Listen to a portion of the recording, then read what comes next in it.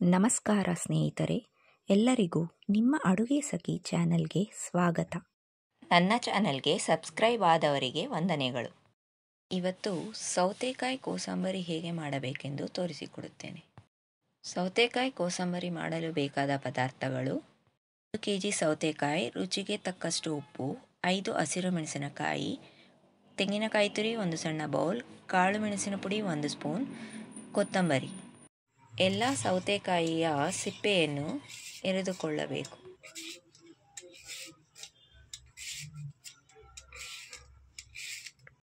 ಎಲ್ಲ ಸೌತೆಕಾಯಿಗಳ ಸಿಪ್ಪೆಗಳನ್ನು ತೆಗೆದ ಮೇಲೆ ಇದನ್ನು ಚೆನ್ನಾಗಿ ತೊಳೆದು ಈ ರೀತಿ ಸಣ್ಣಗೆ ಹೆಚ್ಚಿಕೊಳ್ಳಬೇಕು.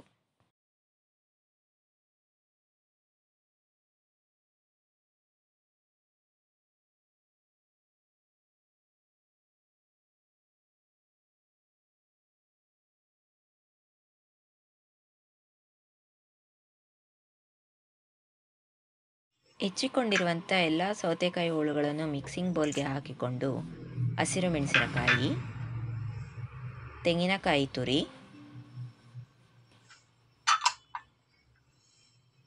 ಕೊತ್ತಂಬರಿ,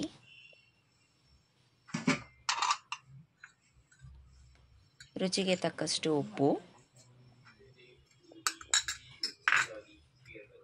ಕಾಳು ಮೆಣಸಿನ ಪುಡಿಯನ್ನು ಹಾಕಿ ಚೆನ್ನಾಗಿ ಮಿಕ್ಸ್ ಮಾಡಿಕೊಳ್ಳಬೇಕು.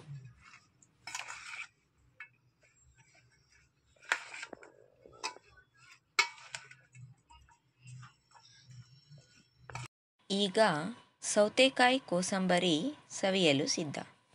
ಇದನ್ನು ಮನೆಯಲ್ಲಿ ಮಾಡಿ ಸವಿಯಿರಿ. ಇಷ್ಟವಾದಲ್ಲಿ ನನ್ನ ಚಾನಲ್ಗೆ ಸಬ್ಸ್ಕ್ರೈಬ್ ಮಾಡಿ.